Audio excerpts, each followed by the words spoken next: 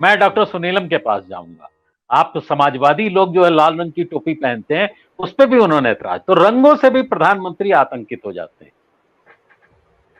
देखिए, लाल रंग से आतंकित होना तो फासिस्टों का पूरा इतिहास है ना। आपको मालूम है कि पूरी दुनिया के अंदर फासिस्टों को, मतलब तानाशाहों को जो चुनौती देने का काम किया है वो लाल रंग के लोगों ने किया है।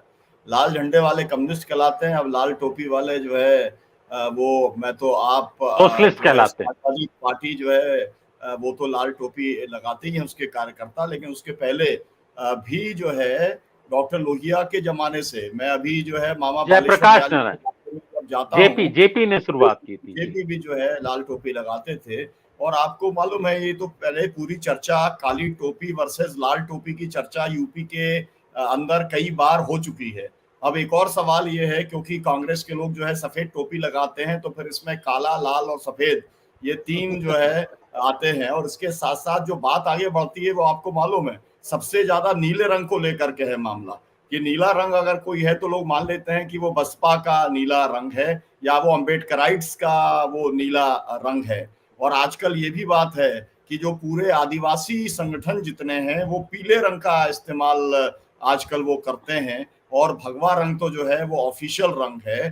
तो ये बात जो है राजेश बादल जी एकदम ठीक कह रहे थे कि रंगों को बांटने का काम भी हो गया है। जो नेचर के दिए रंग हैं, जो विविधता है, और समाज जो है वो बढ़िया तभी तक रह सकता है जब तक कि उसके अंदर विविधता कायम है। और किसी एक रंग को पूरे तरीके से मतलब अपमानित करना या उसके प्रति पूर्वाग्रह रखना या किसी एक रंग में ही सबको रंगने की कोशिश करने का काम करना, दोनों ही प्रक्रियाएं पूरी तरीके से गलत है। वो नेचर का भी वो अपमान है।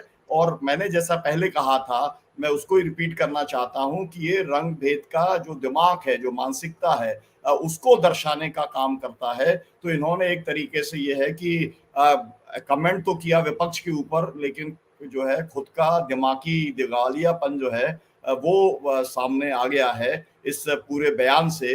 ये वाली बात स्पष्ट तौर पर कही जा सकती है। तो बाकी जो साथियों ने बात कही है, विशेष तौर पर राजेश जी ने जो ये टेम्परामेंट की बात कही है, साइंटिफिक टेम्परामेंट की बात, वो इस चर्चा के अंदर बहुत ज्यादा महत्वपूर्ण है, क्योंकि वो भारत के संविधान के साथ भी जुड़ी हुई है। और अगर समाज को प्रगति करनी है तो फिर उसे वैज्ञानिक उसके साथ ही आगे बढ़ना पड़ेगा, टेम्परामेंट के साथ ही आगे बढ़ना पड़ेगा।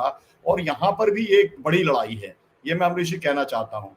यहाँ पर पूरे देश के अंदर इस समय बड़ी लड़ाई ये है, एक तरफ तर्कवादी लोग हैं और दूसरी तरफ अंधभक्त लोग हैं।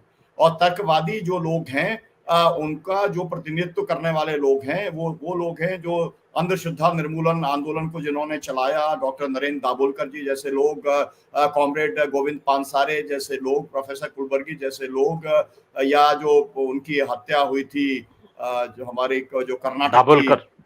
जी नहीं, जो नारायण दाभोलकर। कर्नाटक की अच्छा। जर्नलिस्ट की जो हत्या हुई थी, जी जी। लंकेश, गौरी लंकेश जो गौरी है लंकेश जी। उनकी। तो ये सब तर्कवादी लोग हैं। तो इस समय जो है ये भी एक पूरी बहस का मामला है कि आप अंधभक्त बन जाओ, आप तर्क करने का काम नहीं करो। और तर्क करने का मतलब ये है कि आप साइंटिफिक टेम्परामेंट में भरोसा करते हो, और साइंटिफिक टेम्परामेंट जो है वो वर्तमान सरकार को पसंद नहीं होता, या कोई भी अगर तानाशाही में विश्वास रखने वाली सरकार है उसको पसंद नहीं आता। और उसी के साथ में काला कपड़ा जुड़ा हुआ है, काला रंग जुड़ा हुआ है, क्योंकि वो कलर ऑफ प्रोटेस्ट उसको माना जाता है। लेकिन मैं ये भी आपको कहना चाहता हूं दर्शकों की जानकारी के लिए कि कई बार जब हम काले कानून की बात करते हैं तो हम लोगों को, मतलब मुझको, मैं आपको मुझे याद है मैं आसाम के अंदर गया, गोला बोरबरा जो वहाँ के चीफ मिनिस्टर रहे, समाजवादी चीफ मिनिस्टर थे, उनका बेटा है, वो बड़ा ह्यूमन राइट डिफेंडर के तौर पर पूरे देश और दुनिया में बहुत बड़ा वकील है।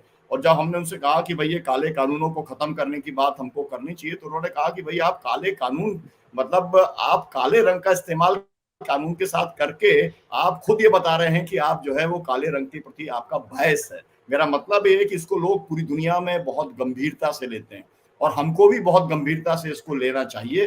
काले रंग के प्रति जो है, आपको मालूम है कि श्री कृष्ण का रंग भी काला था, और इसके ऊपर तो डॉक्टर राम मनोहर लोहिया ने पूरी व्याख्या करने का काम उन्होंने करने का काम किया है कि जो जितनी भी दुनिया के अंदर जो सुंदरता को सफेद रंग के साथ में जोड़ने का काम किया गया, गोरे रंग के साथ जोड़ने का काम किया गया, वो मतलब गलत है। और श्याम और श्वेत जो है इसको लेकर के पूरी बहस और वो रंग भेद के संदर्भ में ही उन्होंने रखने का काम किया था।